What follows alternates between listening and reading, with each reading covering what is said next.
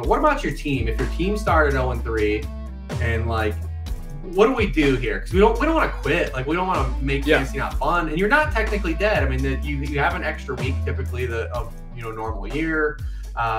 What are we doing here to kind of combat like just being in this like feeling terrible about fantasy football in September?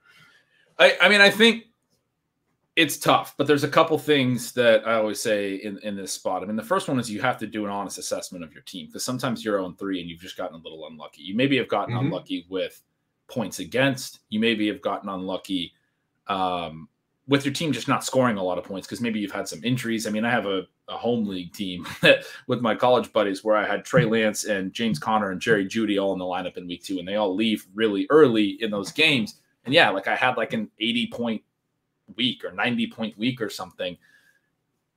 So there's context. It's not going to happen every week where you're going to have 3 guys get injured in the same week and all reasonably early in their games and not really give you any production. You got to take an honest assessment of where your roster's at, I think. And then I think the other thing is like, it's very similar to when you're drafting. Like, you want to now reassess sort of where your team is at and how can you build a strong roster, right? So like, but some of it is probabilistic bets. Like, if you still have, like, let's say you took some of these early running backs that haven't really been performing, let's say you have an Austin Eckler who's been okay. He's been catching passes, hasn't done a lot.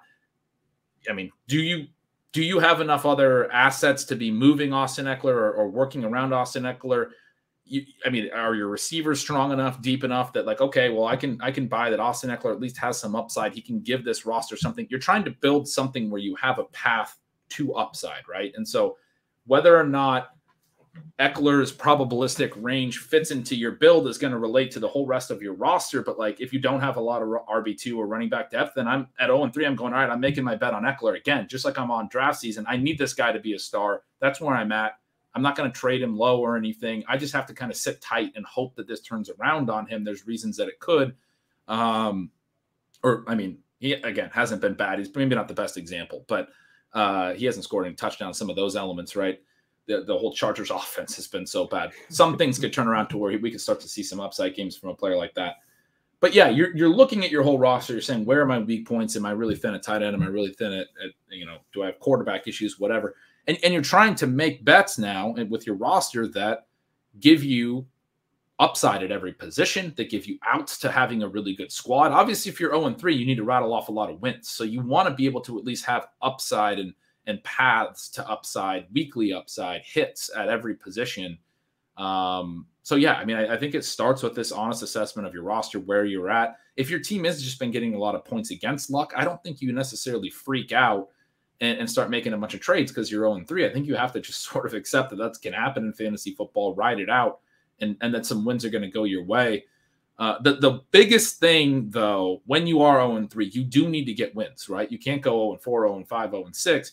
And so the biggest thing in terms of if you're going to make moves that I do keep in mind is trying to optimize a little bit more for the short term and trying to optimize a little bit more for your starting lineup at the expense of depth. Like, if you have guys that are really interesting, or you have a lot of depth at a certain position and you have points on your bench, it does become time. Like, a lot of times I want to keep that depth as long as I can in almost any league, because there's so much chaos in an NFL season. You don't know how your roster is going to take shape over the year. You don't know who's going to get hurt or what's going to happen.